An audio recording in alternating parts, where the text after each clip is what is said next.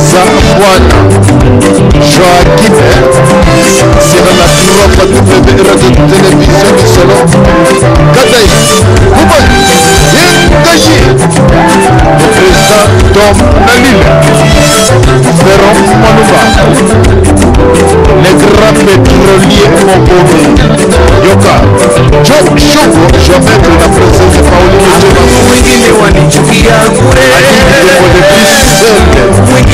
Jean-Nic Mokoko Moroto ya baleki Mama Ani na biso Motebo ya fulutu ya baleki kwa Mama Ani Zambwana Joachim sur la propre radio télévision votre émission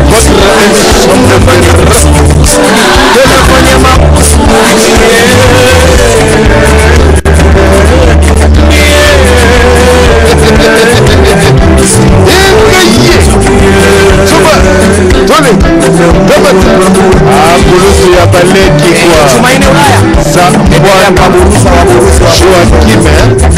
Zambwana Joachim Brakata Gagai Nyamani Tusuni Alamba Asema Alamba tena Yabizo endelea kuwarambisha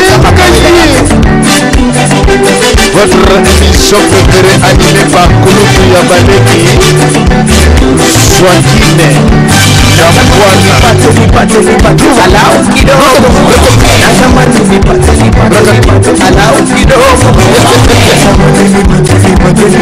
Alau kidogo natamani nipate Alau kidogo baridi imenishi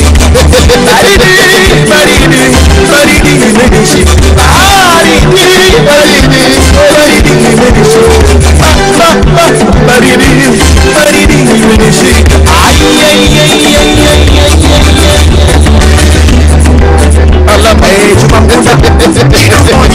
Yoka bisodi toleka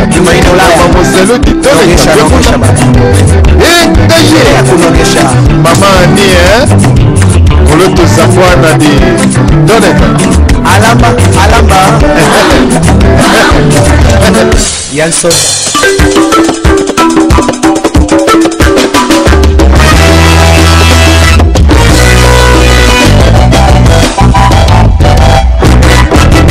Yoka Yabino Kulutu ya baleki Zambwana sur la propre radio télévision votre émission préférée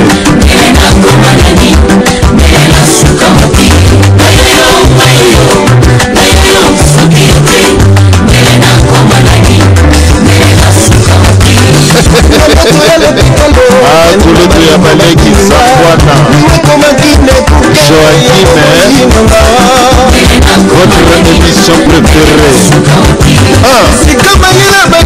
Kulutu ya baleki Zambwana Joachim ya solo Mama Mise de Bruxelles Mère Solange Gilles Orange Soleil le président d'homme la lune Blandine Basile Boucle Aloma Bafere Yoka Mani de Bruxelles le président de Rome Natalas les grands pétroliers Mokome Charlie Kachila Propre W Radio Télévision Lissolo votre émission préférée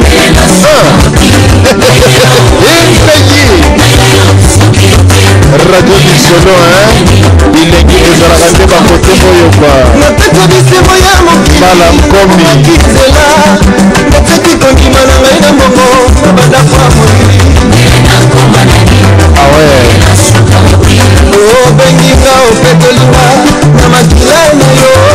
Kulutu Yoka Radio Télévision Lisolo, votre émission préférée,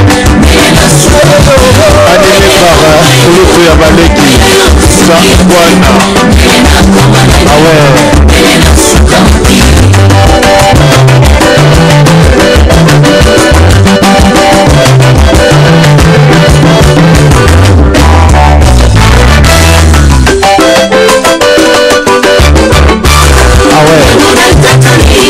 Radio Télévision Lisolo.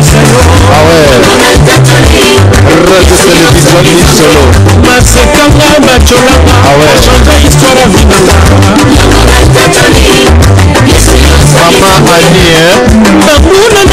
Motema ya Kulutu Sangwana Joaquim.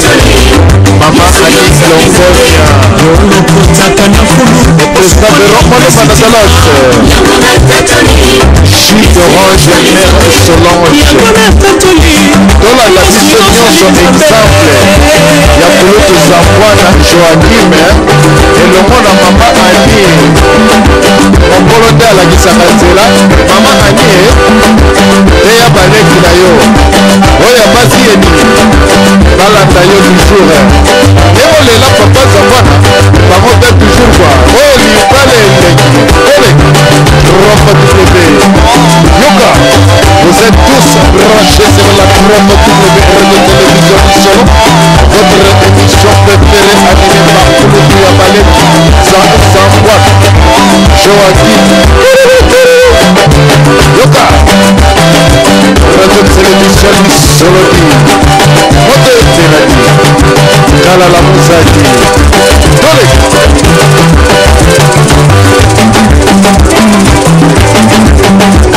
Amaleme maleme kila tuwe kile ya ya. Kia maleme kila tuwe kile ya ya.